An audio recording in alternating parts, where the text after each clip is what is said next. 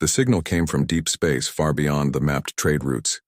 It was weak, broken by distance and time, but clear enough to be understood. A ship was in trouble. It was part of the Zilari trade fleet, a peaceful alien group known across the stars for their calm ways and smart science. Their ship had suffered a bad engine failure near a powerful neutron star. Now they were drifting, pulled slowly toward destruction. They sent an SOS, hoping someone would answer. Most ships ignored it. Too far. Too risky. Some pirates might come just to loot them. But then, one reply came through. Short and strange. Response en route. No name, no flag. Just coordinates and a time. Deep Sky Response Corps checked who it was from. The source? Planet Earth, or as the Galactic database called it, Planet Deathworld, human sector. Some aliens remembered stories about humans, violent, unpredictable, always fighting. They called them Deathworlders because life there was brutal and only the strong survived. Back on Earth, the message lit up command centers. Military leaders read it and frowned. "Are we really sending the Wolverine?" asked one officer. Yes, the USS Wolverine was not a rescue ship. It was built for war, fast, tough, and full of weapons.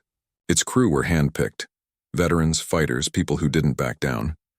Captain Marcus Cole stood on the bridge reading the mission again. Alien ship in danger. Possible trap, he said, half smiling. His XO, Jessica Morgan, leaned on. "The rail. You think it's real?" she asked. "Doesn't matter," he said. "If it's fake, we deal with it. If it's real, we show the galaxy what happens when you call Earth for help." Preparations began fast. Weapons tested, armor checked, drones launched for recon. As they left orbit, the crew talked. "Why are we doing this?" asked a young gunner. "Because no one else will," said Chief Kyle Daniels, the engineer. "And because if we don't, someone worse than us will show up." The warp drive hummed. Engines roared. The Wolverine jumped into deep space. Behind them, Earth watched. Aliens listened. And somewhere out there, a dying ship waited. They had called for help, and now the Deathworlders were coming. The Wolverine moved fast through dark space, engines humming like a beast ready to fight. The crew worked hard, checking weapons, running scans, getting ready for anything. Captain Cole stayed on the bridge, eyes fixed on the forward screen. Stars blurred into streaks as they jumped through warp lanes most ships avoided. "We're close," said Jessica Morgan, his XO. "Should reach the Zilari ship in 2 hours." "Good," Cole said. "I want full readiness, no surprises." On the lower decks, Chief Kyle Daniels checked the drones again. He was a big man with a mechanical arm and a short temper. "You think they're really just stranded?" asked a young tech beside him. "Maybe," Kyle said. "Or maybe this is a trap. Pirates love using fake SOS signals to pull in easy targets. So why are we going? Because if we don't, someone else will, and I'd rather it be us." In the mess hall, the rest of the crew talked in low voices. Some were excited, others nervous. "Heard the Zilari are soft," one Marine said. "Don't even carry guns." "Doesn't mean they're safe," another replied. "Could be hiding something." Cole called a briefing on the bridge. Officers gathered around the main display. "Zilari ship is damaged," he said. "Life signs low, but we go in like it's hostile. Boarding teams gear up. Drones launch. First, no one steps foot on board until we know what we're dealing with." Morgan nodded. "And if it's real? If they really need help?" "Then we save them," Cole said, without hesitation. "But we do it our way." Outside the ship, space was quiet, cold, empty. Then the sensors picked up something. "Target ahead," said the comms officer. "Zilari vessel. Looks like a wreck." Cole stood up. "Show me." The screen lit up with the image of a broken, alien ship floating silently in the dark. Cables hung from torn hull plates. Lights flickered inside. Parts of the frame had melted from heat or impact. "No movement," said Tactical. "But there's still life on board." "Good," Cole said. "Prepare the team, we're going in." As the Wolverine closed in, the crew felt it, the tension before action. They didn't know what waited inside that wreck. But they were ready, ready to fight, or ready to save, whatever came first. The Wolverine floated near the broken Zalari ship, like a predator circling wounded prey. The alien hull was cracked, glowing in places where systems still ran hot. Cables and pipes stuck out like torn veins. "Deploy drones," Cole ordered. Small machines launched from the Wolverine's side, flying silently toward the wreck. They scanned every inch, mapping the inside, checking for movement, heat, or danger. Nothing. "Hostile so far," Morgan said, watching the feed. "Some life signs. Weak." Cole nodded. "Send in the team." Kyle Daniels led the boarding squad through the docking tunnel. He wore heavy armor and carried a rifle that could punch through steel. Behind him were 4 Marines, all trained, all ready. They stepped into the Zalari ship. The air was cold. Lights flickered. Walls pulsed with soft blue lines like blood flowing. Under skin. The floor was slick in places, wet, or maybe something worse. "This place feels alive," one Marine whispered. "Keep moving," Daniels growled. They moved fast, clearing each room. Most were empty. Some had collapsed ceilings. Others had broken consoles, sparking and hissing. Then they found them. 3 Zalari survivors, hiding in a sealed chamber near the engine core. They looked scared, eyes wide, limbs shaking. Their bodies were tall and thin, covered in smooth gray skin. One stepped forward slowly, hands open. "Please," it said in broken English. "Help us." Daniels kept his gun up. "Can you understand me?" The Zalari nodded. "Yes. We learned your speech from data long ago." Morgan's voice came over comms. "What do you see?" "Aliens are real," Daniel said. "And they're asking for help." Back on the bridge, Cole watched the feed. He saw the fear in the Zalari's eyes. Not just fear of dying, but fear of humans. He turned to Morgan. "They really didn't expect anyone to come." "No," she said. "Especially not us." Meanwhile, more crew boarded the wreck. Medics checked injuries. Engineers scanned systems. "Their engines are dead," one tech reported. "But the reactor's still running, barely." Cole made a call. "We bring them on board. Patch what we can. But this thing isn't coming back with us." Morgan looked at the Zalari leader again. "You're going to be okay," she said. "We've got you." The Zalari blinked, confused, then whispered something in their own language. It sounded like thanks. Outside, space stayed silent. For now, the Wolverines' crew worked fast. They pulled the Zalari survivors from the wreck, carried them carefully to the human ship, and gave them first aid. Medics used nanite packs that healed wounds in minutes. The aliens watched in shock as their burns and cuts vanished like magic. The bridge, Captain Cole studied the data feeds. The Zalari ship was beyond saving. Its systems were failing fast. If they didn't move soon, it would break apart on its own. "We're done here," he said. "Time to go." But then tactical alarms blared. "New contact," Morgan shouted. "Off the starboard side." A new ship appeared on sensors, cloaked, big. It had been hiding in the dark, watching, waiting. "Pirates," Daniels muttered, from the comms line. "Just our luck." The unknown vessel decloaked in a flash of light. It was jagged and black, covered in weapons. The Corin Syndicate, known for raiding helpless ships, stealing tech, and selling aliens as slaves. "They must have tracked the SOS," Morgan said. Cole didn't look surprised. "Then they picked the wrong rescue mission to crash."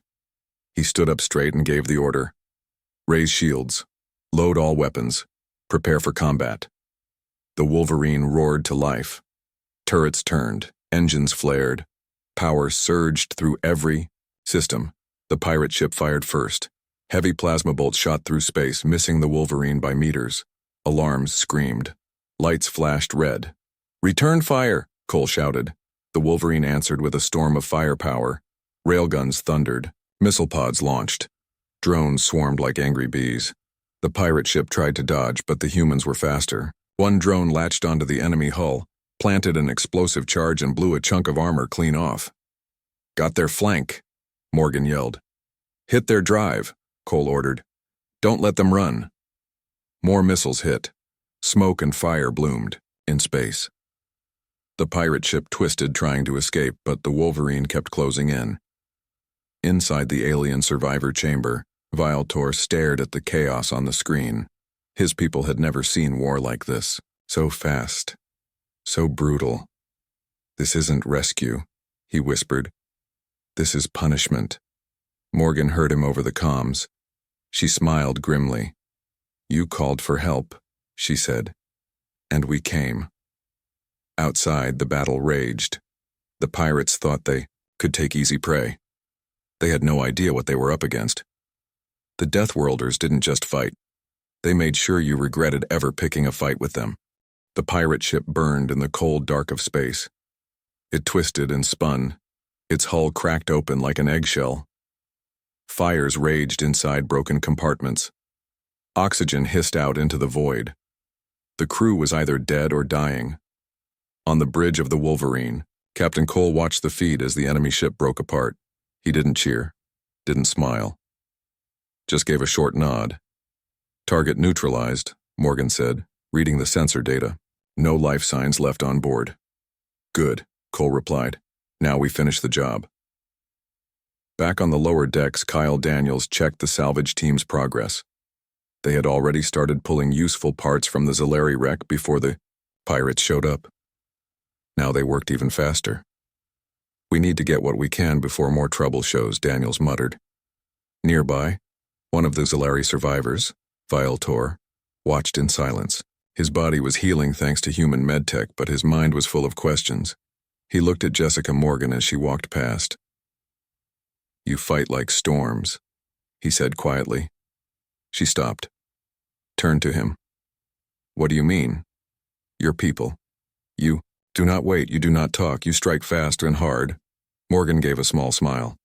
It's how we survive. Meanwhile, engineers ran scans on the Zalari ship's core systems. What they found surprised them.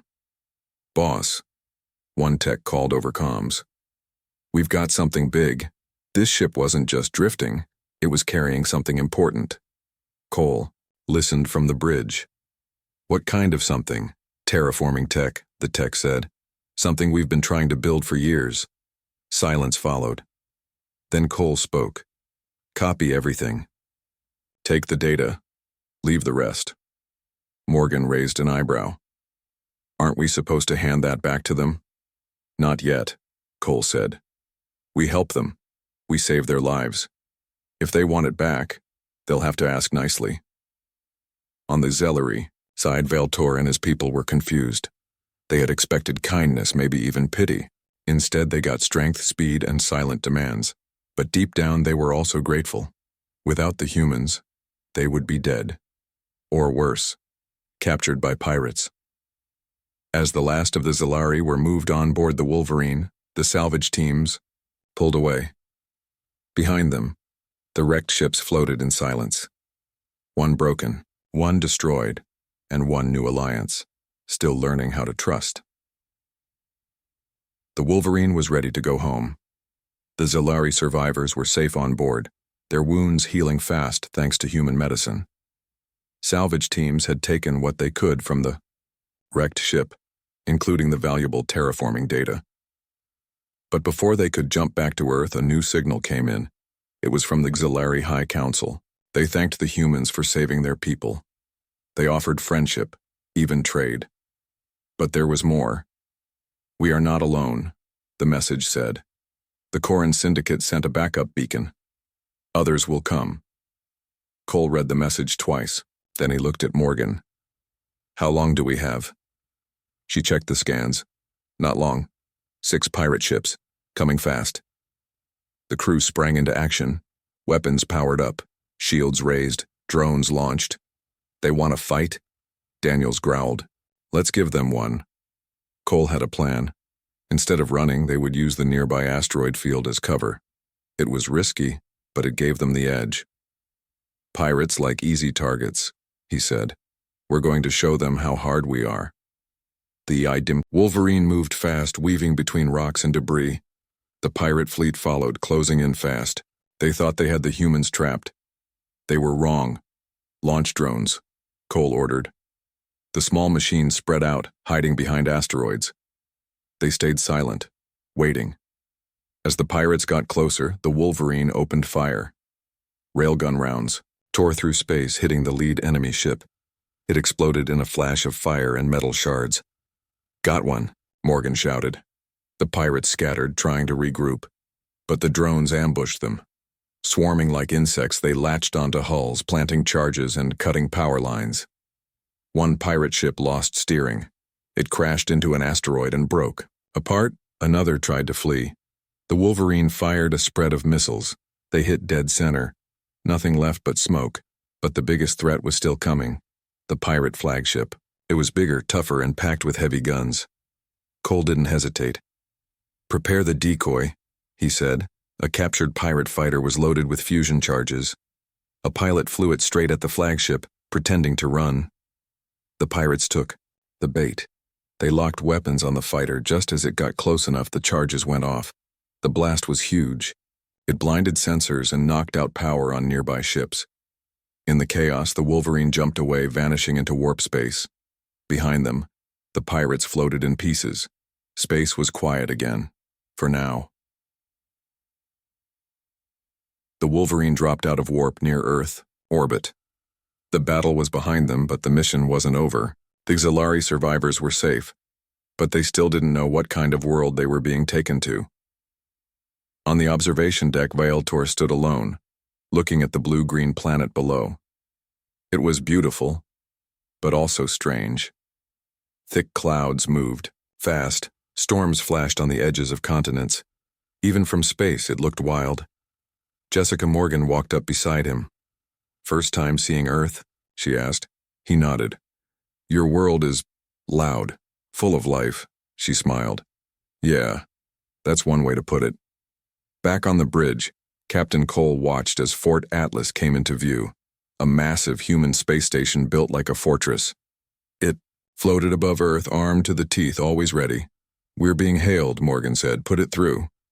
A high-ranking officer appeared on screen. He looked tired but impressed. "Captain Cole, you exceeded the mission parameters." Cole crossed his arms. "We saved the aliens. We stopped the pirates. And we got something useful out of it. Sounds like a good day." The officer sighed. "You also started a war with the Corrin Syndicate." "They started it when they showed up guns first," Cole said. "We just finished it." There was a pause, then the officer nodded. "Report to Fort Atlas. The council wants to talk to you." Cole turned to Morgan. "You've got the bridge." He left. She took command. This wasn't the first time, and it wouldn't be the last. At the spaceport, the Xalari were met with honor guards, medics, and diplomats. They had expected fear or chains. Instead, they got handshakes and questions. Humans wanted to learn, to trade, to understand. After a few days, the Xalari offered limited tech exchanges: bioreactors, energy shields, and non-lethal weapons. In return, Earth got a place at the Galactic table. Vialtor stood again on the observation deck, watching the busy space lanes. Morgan joined him. "Still think we're monsters?" she asked. He looked at her, thought for a moment, then shook his head. "No," he said. "You are dangerous. Yes, but not cruel. You fight hard, but you protect those who need it." She grinned. "Sounds about right." Space was big. The galaxy was full of dangers. But now the humans of Deathworld weren't alone anymore. They had allies, and if anyone tried to hurt them, well, they'd better hope the Wolverine isn't nearby.